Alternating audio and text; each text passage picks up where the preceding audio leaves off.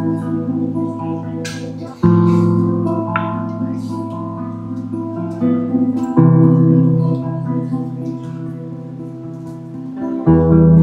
dia. Bom dia, mulheres incríveis. Bom dia. Eu estou aqui para apresentar a palavra hoje para vocês, tá? Mas antes disso eu vou me apresentar. Para quem não me conhece, eu vi algumas carinhas novas aqui que eu também não conheço. Mas meu nome é Sheila, tá? Frequento o Espaço Novo Tempo desde a fundação. Quando eu vim para aqui, eu estava grávida do meu filho, que já vai fazer 11 anos. Sou casada com o português mais lindo do Brasil, que está ali atrás. Ele não vai ficar com vergonha. Tá? Sou professora e estou aqui humildemente para passar essa meditação para vocês, né? Que tem o título como Mulheres Incríveis. Quando me convidaram, primeiramente eu agradeço pelo convite, para mim é uma honra estar aqui, podendo ofertar um pouquinho do meu talento, né, para Deus. E aí quando me convidaram, que me falaram um tema, né, sobre o Dia da Mulher, e aí eu comecei a peregrinar a minha pesquisa para saber qual mulher eu iria trazer para vocês. Na Bíblia está recheada de mulheres incríveis, né? Cheia. Mas a que eu vou trazer para vocês hoje aqui, talvez seja menos provável de ser estudada ou de ser analisada. Mas, onde é que eu passo aqui, Rodônio? Aqui do lado? Mas vamos passar aqui para a gente ver. Temos aqui duas mulheres, né? Duas irmãs. Lia e Raquel, tá? Antes de abrirmos a Bíblia, vamos fazer uma oração, vamos curvar nossas frentes e orar, tá? Senhor Deus, Paizinho do céu, te agradecemos muito por esse momento, te louvamos pela vida de cada mulher aqui presente, Senhor, diante das lutas delas, das angústias e das vitórias também. Te pedimos que rogue pela vida delas, pela vida da família de cada uma delas, em nome de Jesus, amém. E aí um versículo, né, que eu vou trazer vários. Um versículo que eu trouxe para vocês se encontra lá em Gênesis 29:16, que diz assim: Ora, Labão tinha duas filhas, Lia, a mais velha, e Raquel, a mais moça. Essas duas irmãs aqui fazem parte de uma disputa amorosa muito grande pelo amor de Jacó, né? Jacó, que ao fugir do irmão Esaú, foi parar lá na terra de Labão, que é o tio dele, e essas duas moças são as primas de Jacó. Jacó logo de cara se apaixonou pela mais nova e não pela mais velha, porque segundo a Bíblia, a mais moça era mais bonita, era mais atraente. E a mais velha, não. A mais velha não tinha esses, vamos dizer assim, esses adjetivos que a mais nova tinha, né? E Jacó logo de cara se apaixonou. Foi amor à primeira vista, aquele amor fulminante, né? Quando ele encontrou o tio, depois de um tempo, né, ele falou das intenções dele em relação à irmã, a filha mais nova de Labão, que era tê-la como esposa.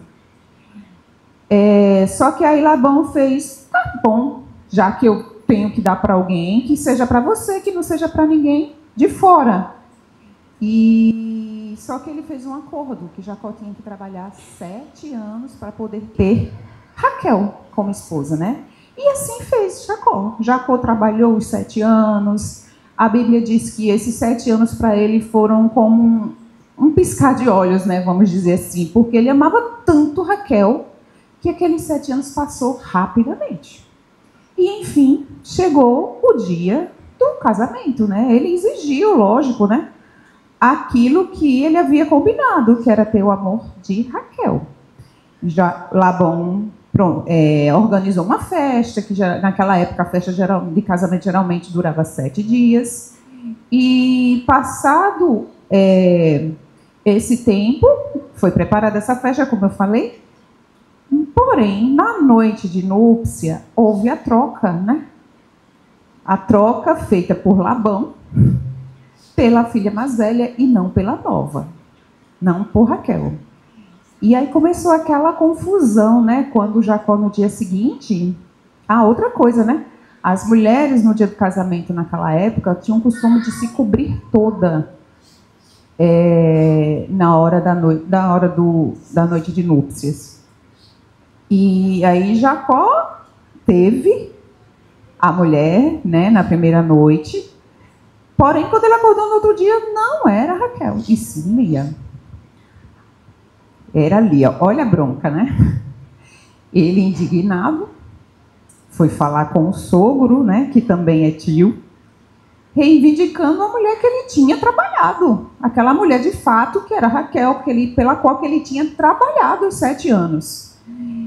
E Labão disse, olha, aqui na minha terra não é costume a mais nova casar primeiro que a mais velha. Isso é verdade? Era. Naquela época era assim. Não é costume a mais nova casar primeiro que a mais velha. A mais velha tem que casar para depois a mais nova casar. E aí começou aquela confusão, aqueles acordos, até que chegaram a um veredito, né? Que depois de uma semana, ou seja, depois da festividade de uma semana pelo casamento de Lia, Jacó teria Raquel, porém ele teria que trabalhar novamente mais 7 anos. E foi o que aconteceu, né? Ele teve Raquel depois de 7 dias, trabalhou mais 7 anos e ficou com mais 2 irmãs como esposa, né?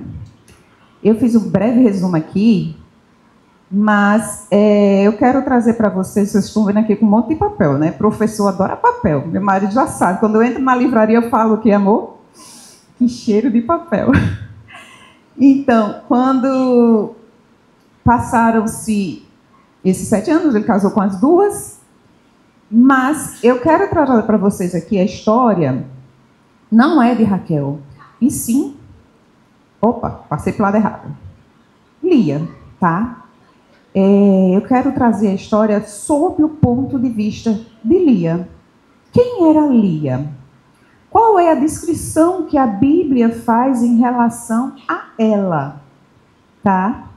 E aí a gente pode encontrar essa descrição sobre Lia lá em Gênesis 29, 17, que está aqui projetado, tá? Lia tinha os olhos sem brilho, porém Raquel era formosa de porte e de semblante. Em outras versões a gente pode encontrar que Lia tinha os olhos baços, olhos meigos, olhos sem brilho, olhos tenros.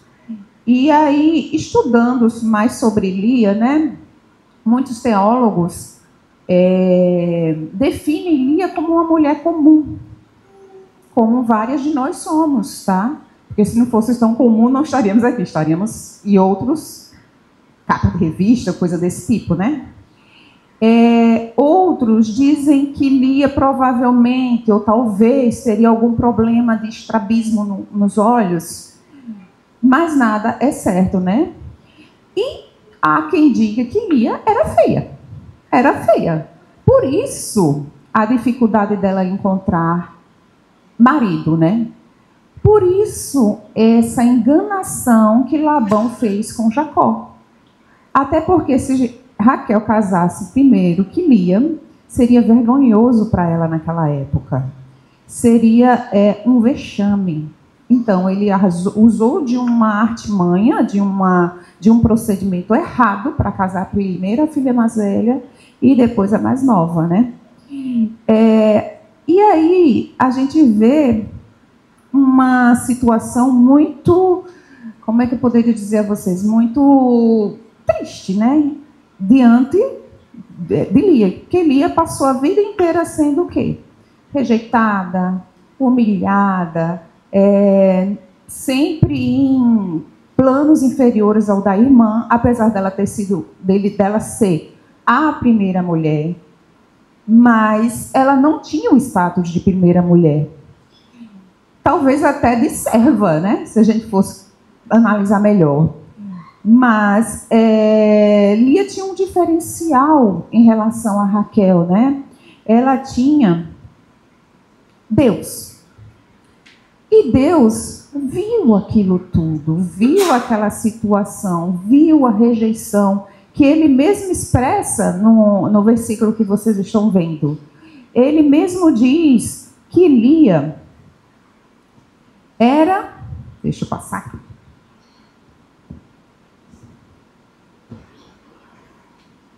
Era rejeitada, né? Vendo o Senhor que Lia era desprezada, fê-la fecunda. Raquel, porém, era estéril.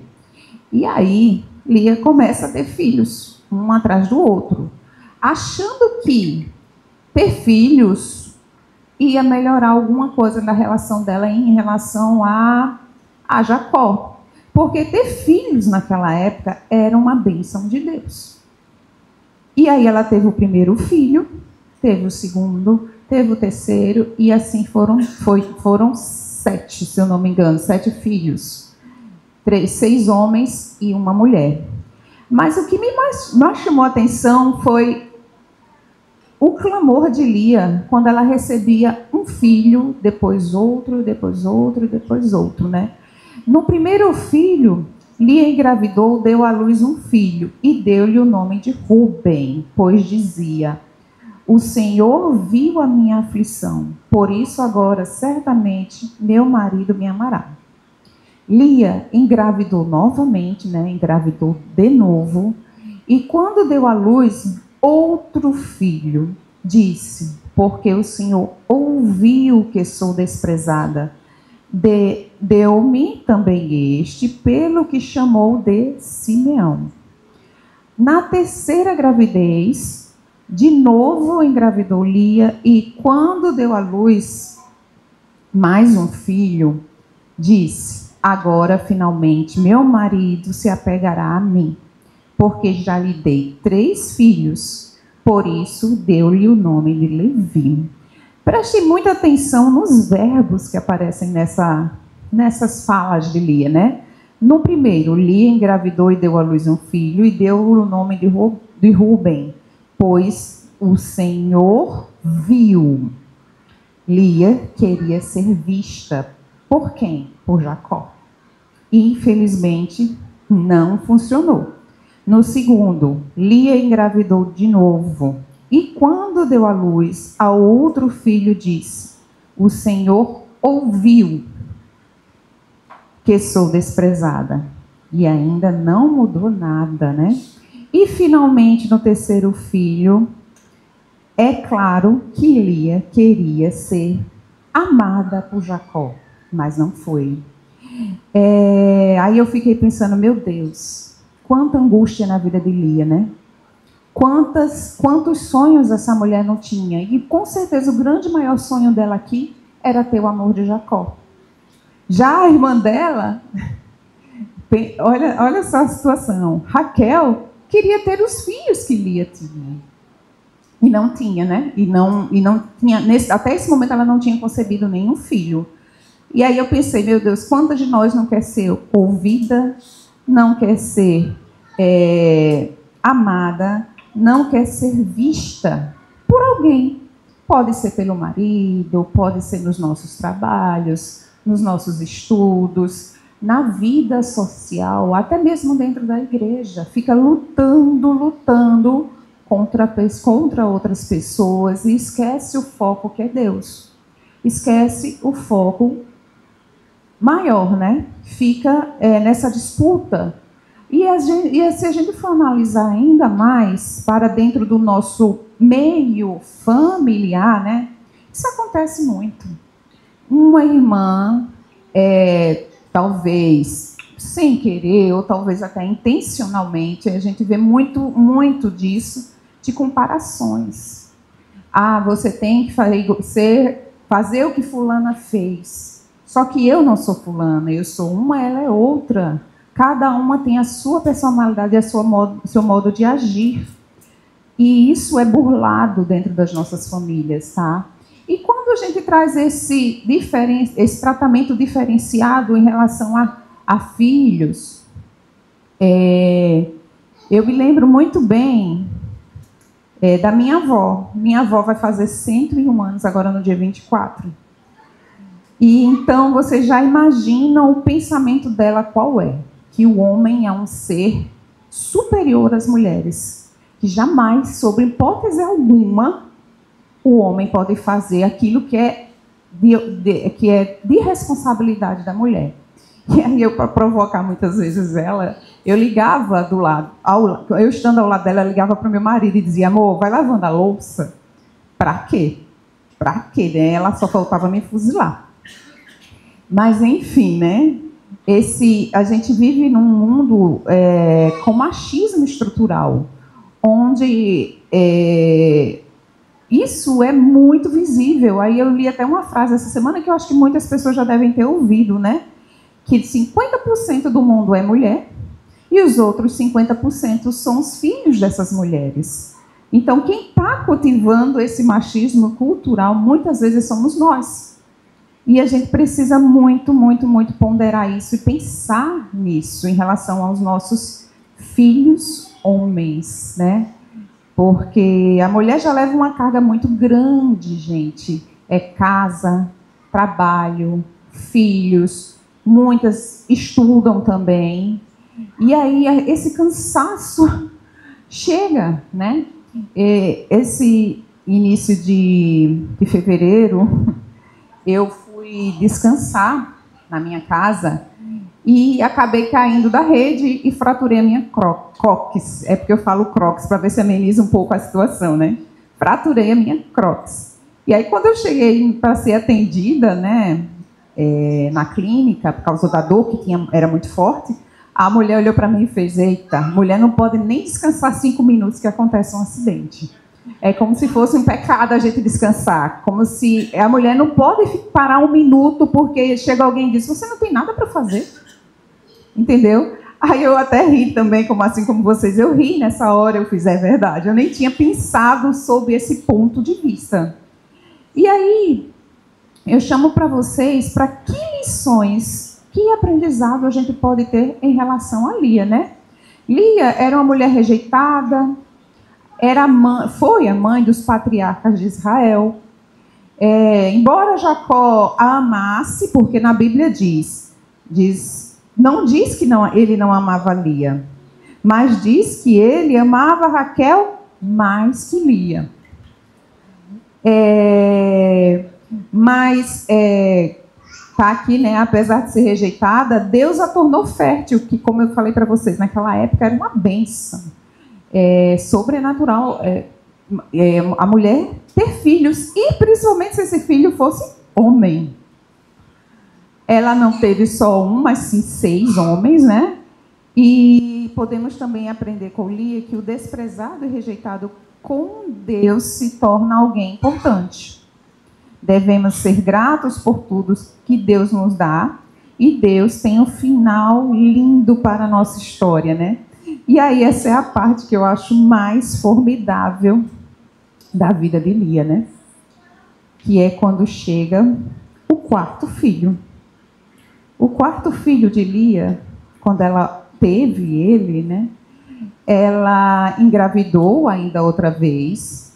Quando deu à luz mais outro filho, disse: desta vez louvarei ao Senhor. Assim deu-lhe o nome de Judá. Então Lia parou de ter filhos. Eu me arrepio toda vez que eu leio essa parte. É muito impactante, muito bonito. Deus viu a beleza interior de Lia. Deus tinha planos muito maiores do que ela podia imaginar.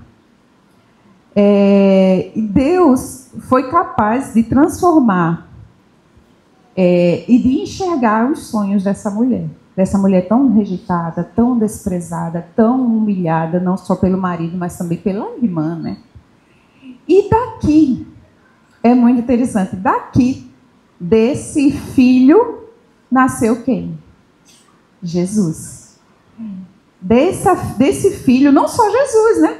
Mas temos aqui o rei Davi e, posteriormente, nosso querido Jesus.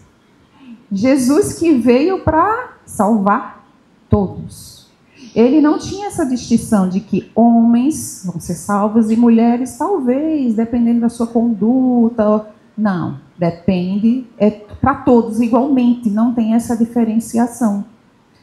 Lia, acho que nem imaginava isso, não passava nunca pela cabeça dela. Mas uma coisa muito interessante também que eu vi ao ler, agora eu vou precisar mesmo abrir aqui a Bíblia. Eu não coloquei ali no slide, tá? Mas quando Jacó estava se despedindo dos filhos dele, ele olhou para Levi, ele olhou para Judá e disse: Judá, você, deixa eu ver se eu encontro aqui, você é o leãozinho, você... Aí falou vários adjetivos que agora eu não estou achando, mas deixa eu ver se eu acho aqui. Se alguém achar, por favor, me ajude, tá? Judá. E ele falou frases lindas ali para se despedir dos filhos. E o de Jacó para Judá foi uma coisa linda. Foi uma coisa linda que ele teve com o filho, né? Porém, se vocês... mudou alguma coisa em relação de Jacó para Lia? Não. Tanto que quando ele foi encontrar o irmão Esaú, ele fez umas barreiras, né? Primeiro vieram as servas e seus respectivos filhos. Depois, ele colocou Lia e seus respectivos filhos. Por último, vieram ele, Raquel e na época, eu acho que ele só tinha José. Ou seja, fica claro qual era a prioridade de Jacó, né, nessas colocações, porque quem está na frente, num embate, são os primeiros a morrer. 41:9. Obrigada, Vivian. 41:9. Aqui, ó. Então, o chefe dos... Não. 49. 49:9. Obrigada. Tá aqui, ó. Judá é um leão novo. Você vem subindo, filho meu. Depois de matar a presa como um leão, ele se assenta e deita-se como uma leoa. Quem tem coragem de acordá-lo? O cedro não se apartará de Judá, nem o bastão de comando de seus descendentes, até que venha aquele a quem ele pertence, que é Jesus. Estou arrepiada de novo, minha gente. Jesus. E aí, comecei a pesquisar também. Posso? Como é? E como Jesus... Não está indo. Aqui, pronto. Como Jesus tratava as mulheres, tá? E aí eu vi que nos 4 primeiros evangelhos do Novo Testamento, é contada várias histórias, né, de Jesus relacionado às mulheres. E de modo algum, Jesus tratava as mulheres de forma diferenciada, né? Que naquela época ainda, nem sei se era pior, talvez não, as mulheres, elas não tinham, por exemplo, no culto, os homens ficavam na frente e as mulheres tinham que ficar numa parte separada, não podia ficar junto dos homens. Também eram orações dos rabinos que diziam: orem para que seus filhos não nasçam mulheres, e sim homens. Mas as mulheres, na época de Jesus Cristo, eram serviçais dos maridos. Elas não tinham um status ou uma importância, né, para aquela época. Elas ficavam em locais separados dos homens, como eu disse a vocês, nas manifestações religiosas, né? Elas tinham que ser fiéis. Sob hipótese alguma, elas poderiam pensar ou trair o homem, porque se ela fizesse isso, ou se o homem pelo menos suspeitasse, elas eram repudiadas, elas eram rejeitadas e até levadas à morte através de pedras, né, apedrejadas. E aí Jesus veio para modificar tudo isso. Ele não fez distinção alguma entre homens e mulheres. Tanto que quando ele fazia as visitas, os discípulos iam junto dos discípulos também iam mulheres. E tem inúmeras mulheres que você pode ler no Novo Testamento, exemplos de curas que Jesus fez com mulheres, de transformações espirituais que ele fez com as mulheres. Ou seja, Jesus foi um contra a cultura daquela época, né? Numa época em que mulher era ninguém, não era nada. E Jesus fez essa transformação muito significativa. Porém, a gente percebe que essa mudança, muitas coisas ainda perpetuam hoje, né? Como eu falei para vocês, vivemos num mundo com machismo estrutural. Num mundo, vou falar agora um pouquinho em relação ao Brasil, que tem leis duras. Porém, o Brasil ainda continua sendo o país que mais mata a mulher. E muitas mulheres morrem pelo simples fato de querer abandonar um relacionamento abusivo. E o homem não aceita, e aí é melhor matá-la, do que vê-la com outro. E eu quero trazer para vocês essa historinha aqui, que eu acho que é uma história também muito linda, né? De Jesus em relação à mulher. Aqui nós temos a mulher samaritana, né? E nesse ocorrido, nós temos o diálogo mais longo que Jesus teve com uma mulher. A gente podia pensar, o diálogo que ele teve mais longo foi com a mãe. Não, foi com essa mulher. Uma mulher que era samaritana, uma mulher que era rejeitada dentro do próprio povo dela. Porque se ela foi buscar água ao meio-dia, é porque alguma coisa errada tinha. Ninguém pegava água a essa hora porque era muito quente. E, sob hipótese alguma, uma mulher andaria sozinha. Elas andavam em bandos. E Jesus intencionalmente entrou nessa cidade, onde os judeus jamais entrariam.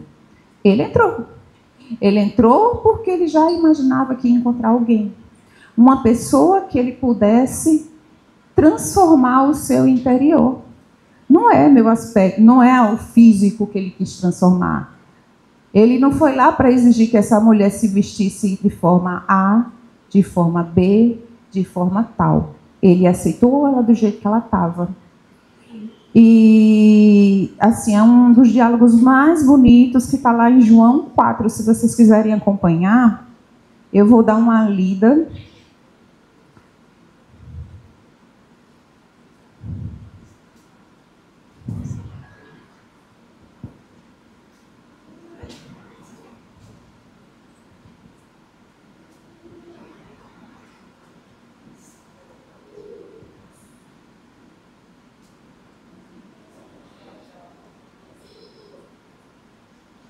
João 4. Jesus conversa com uma samaritana, né? E aí eu vou começar pelo versículo 4. 4:4, tá?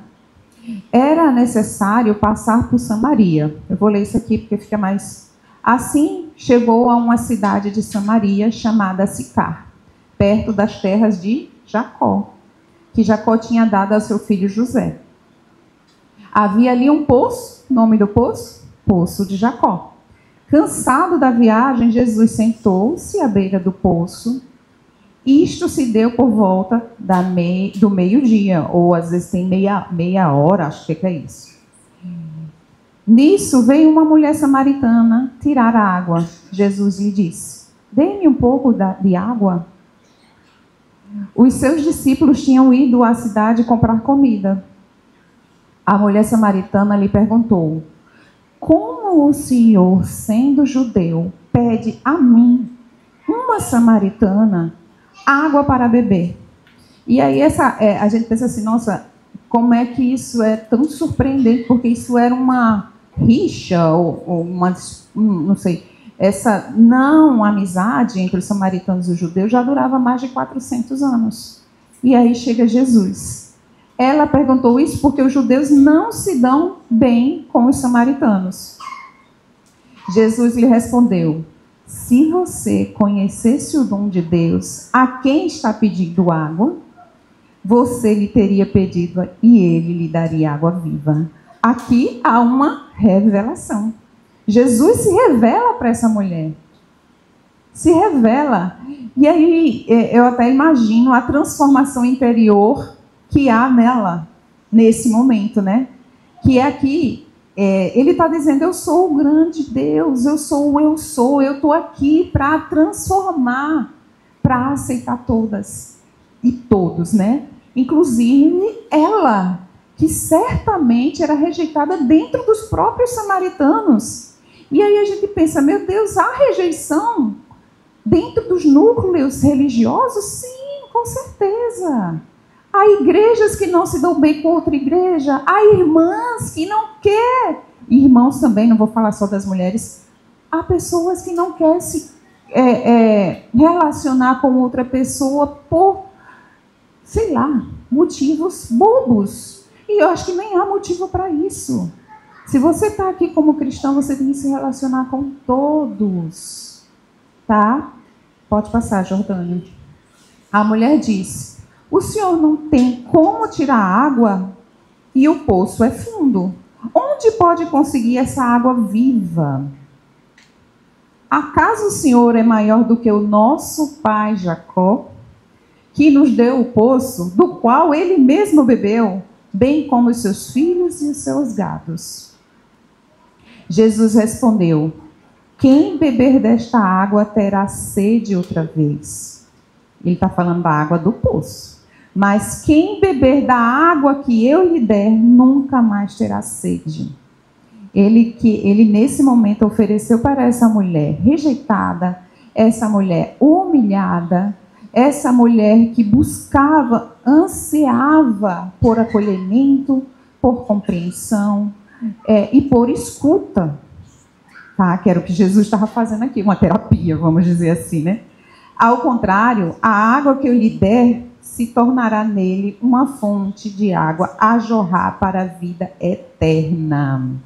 A água que Jesus estava oferecendo para essa mulher era muito, muito especial. E ainda bem que ela percebeu isso. E ainda bem que ela aceitou receber essa água. A mulher lhe disse: Senhor, dê-me dessa água para que eu nunca mais tenha sede, nem precise voltar aqui para tirar água. Houve uma coisa que a gente chama na pedagogia, quem é pedagoga aqui vai saber do que eu estou falando, uma aprendizagem significativa para essa mulher. Ela nunca mais vai esquecer. E com certeza, quando há uma aprendizagem significativa, transformamos comportamento. O comportamento dela com certeza já não vai ser o que ela tinha antes de conhecer Jesus. Ela tem um comportamento transformado. E ele disse: vá, o seu marido, vá, chame o seu marido e volte. Jesus aqui não apontou o dedo para ela e disse assim: ó, você está com um marido que não é seu. Você age errado diante disso, você está errada diante daquele. Nunca. Ele não fez isso, ele fez com que a mulher refletisse sobre as atitudes dela. Já passou? Não tenho marido, respondeu. Jesus lhe disse: você falou corretamente ao dizer que não tem marido. O fato é que você já teve 5 e o homem com quem agora você vive não é seu marido. O que acabou de dizer é verdade. Ela não omitiu, né? Porque Jesus conhecia ela como a nós.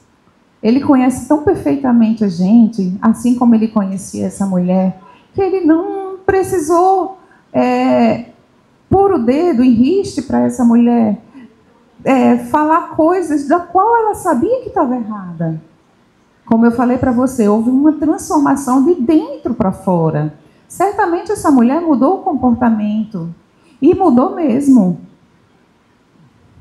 A mulher disse: Senhor, vejo que é um profeta.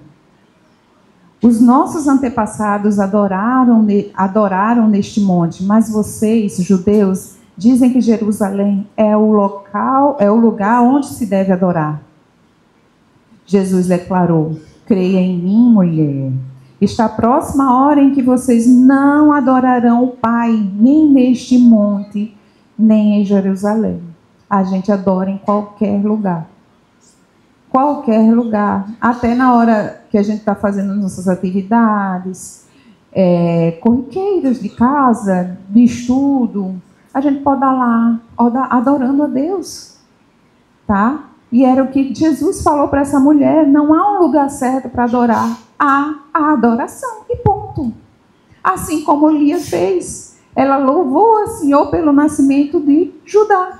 E olha aí o fruto que ela colheu. Tá? E Jesus é o Messias, Jesus veio da tribo de Judá. Vocês, samaritanos, adoram o que não conhecem. Nós adoramos o que conhecemos, pois a salvação vem dos judeus. No entanto, está chegando a hora, e de fato já chegou, em que os verdadeiros adoradores adorarão o Pai em espírito e em verdade. Estes são os adoradores que o Pai procura. Deus é espírito e é necessário que os seus adoradores o adorem em espírito e em verdade. A mulher disse: eu sei que o Messias vem. Ela ainda não tinha percebido que ele era o Messias. E que é chamado Cristo. Quando vier, ele nos explicará tudo. Então Jesus declarou, eu acho que ele só faltou sacudir: mulher, eu sou o Messias. Eu que estou falando com você. Ele se revelou mais claramente para ela. Eu também sou meio assim desligada, eu também ficaria, sabe, voando na maionese. Mas aí Deus viu, não, Jesus viu, tem que falar com todas as palavras: quem sou eu? Naquele momento, os seus discípulos voltaram e ficaram surpresos ao encontrá-lo conversando com uma mulher.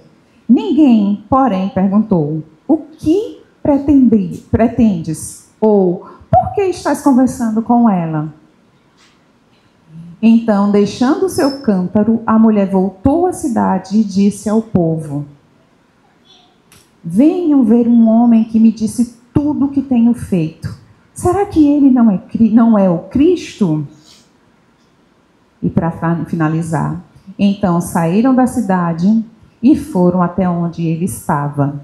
E aí, nesse momento em que a mulher percebe realmente que ali quem estava junto dela era Jesus, ela tem um start assim, né? Jesus, o Messias. E ela vai fazer aquilo que tem lá em Marcos 16, 15. Vão pelo mundo todo e preguem o evangelho a todas as pessoas. Que é o nosso principal papel aqui. É pregar o evangelho, é estar junto de todos que necessitam de nós. Independente da raça, da cor, do gênero. Todos necessitam, estão sedentos para ouvir o Deus que liberta, o evangelho transformador. Tá? Agora a gente vai ouvir uma música com Beto. Com o Deusiane. Para finalizarmos. Obrigada, Sheilinha. Parabéns. Deus te abençoe. Vocês gostaram da mensagem de Sheilinha?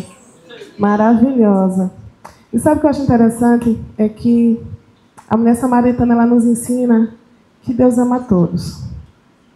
Ele não deixou ser influenciado pelas atitudes negativas daquele povo. Ele não rejeitou a ninguém. Ele não rejeita ninguém. Se você conhece essa música, canta junto comigo.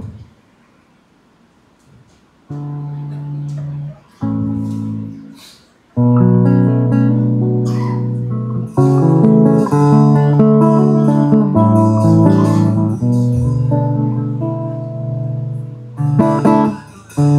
ao poço estava eu, como um homem judeu, havia sede que havia em mim.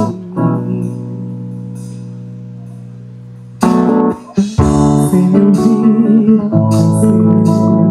e me ofereceu água que jorra sem fim. Ele fala o quê? Dá-me de beber, pois tenho sede. Não quero mais buscar em outras fontes. Não precisarei aqui voltar pra minha sede saciar. Uma vez que eu já ouvi Deus,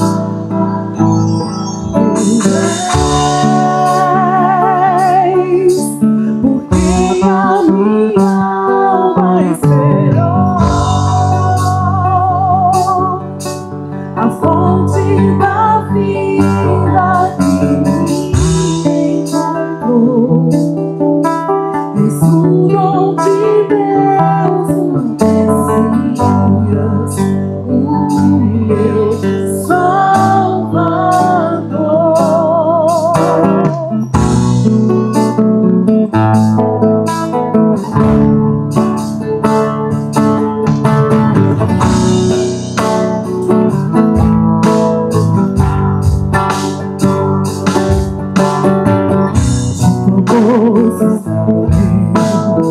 Um homem judeu, sede que havia em mim.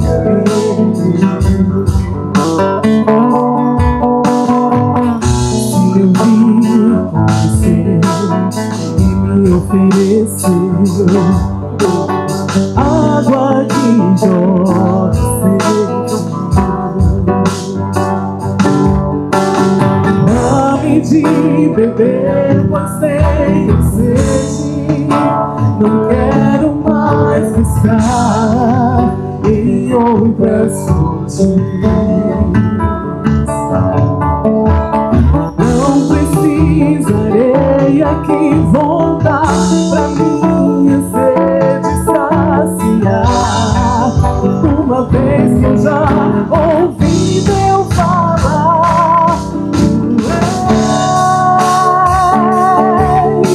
porque a minha alma esperou a fonte da vida que me encontrou. És um dom de Deus, um Messias, o meu Salvador.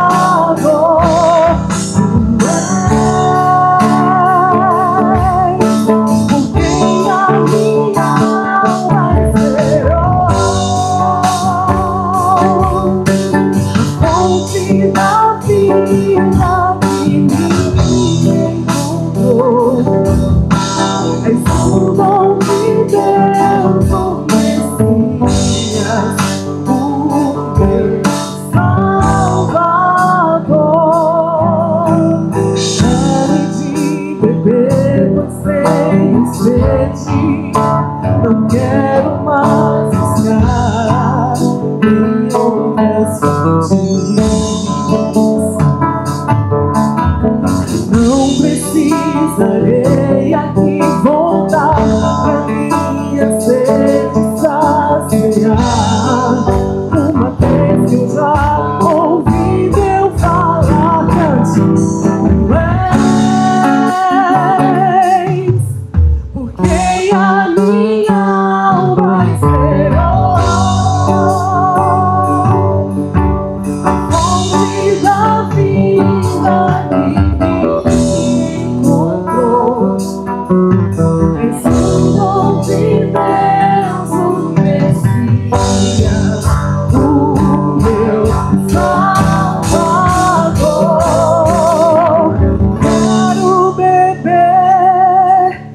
teu rio, Senhor. Sacia minha sede, todo meu interior.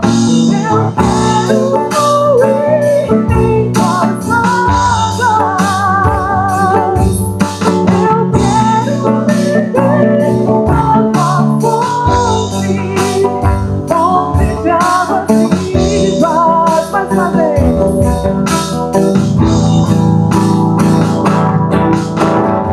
Quero beber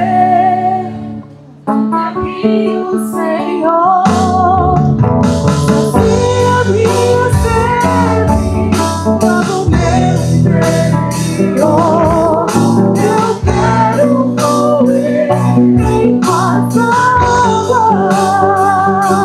Eu quero beber na tua fonte de águas vivas.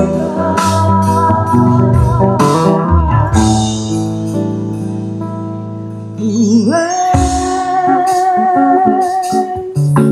porque a minha alma esperou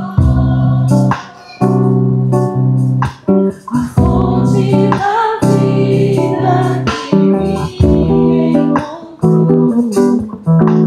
És o dom de Deus, o Messias, o meu Salvador.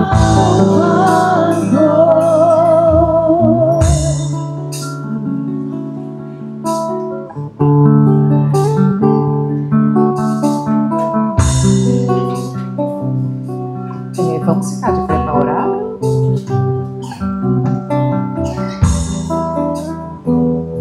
Querido Senhor Deus, muitas graças te damos por esse dia tão especial.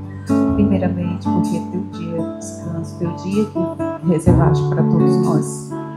Te agradecemos, Senhor Deus, por cada mulher aqui representada, cada mulher aqui deste espaço. Agradecemos muito pela vida delas. E o Senhor sabe das lutas, das angústias, dos traumas de cada uma delas. Que o Senhor as conforte, que o Senhor seja com elas. E assim, também seja com todos, Senhor Deus, com homens e com mulheres. Que o Senhor abençoe agora o nosso almoço. Que o Senhor venha ficar não, o Senhor já está aqui no meio de nós. Seja o nosso Salvador, nosso mantenedor, hoje e sempre. Amém.